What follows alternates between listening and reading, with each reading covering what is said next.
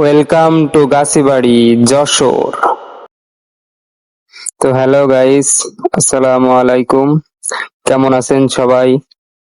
আবারও একটি নতুন ভিডিও নিয়ে চলে আসলাম আমাদের খাজুরার গাছিবাড়ির, যেটা খাজুরা থেকে 2 থেকে 2.5 কিলো ভিতরে আসলে এটি একটি জাপানি প্রজেক্ট, যেটি 2022 সালে শুরু হয়।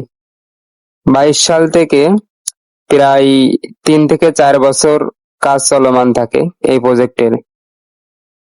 অতঃপর 3 বছর পর এই প্রজেক্টের মেয়াদ শেষ হয়ে যায়, যার কারণে জাপানি লোকেরা চলে যায়।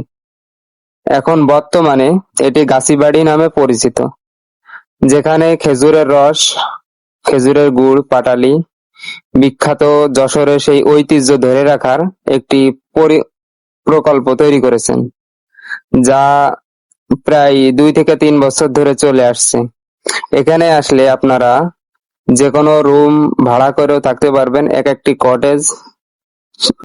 এই রুমগুলো বুক করতে হলে এখানকার যিনি ইনচার্জ আছে তার সাথে যোগাযোগ করে নেবেন।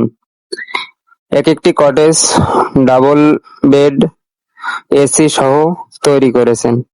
জাপানি সংস্থায় থাকাকালীন এগুলো কাজ চলমান ছিল। এখন বর্তমান যশোরের মধ্যে গ্রামীণ পরিবেশে থাকার মতন সবথেকে সুন্দর জায়গা এবং সুন্দর স্থান হলো এই গাছিবাড়ি, যেখানে যশোরের ঐতিহ্য ধরে রাখার জন্য এই প্রজেক্টটি তৈরি করে। এখানে আসলে অসংখ্য খেজুরের সারি, বিভিন্ন রকম ফলমূলের বাগান এবং খেজুরের চারা দেখতে পাবেন।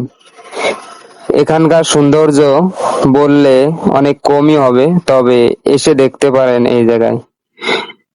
এই লোকেশনটা আপনাদের জন্য সবথেকে বেস্ট হবে, যার কারণে নিরিবিলি সময়, নিরিবিলি জায়গা সময় কাটাতে পারবেন। তো আজকের ভিডিওটা এই পর্যন্ত। আবারও কোনো নতুন ভিডিও দেখা হবে। ততক্ষণ পর্যন্ত আল্লাহ হাফেজ। আসসালামু আলাইকুম।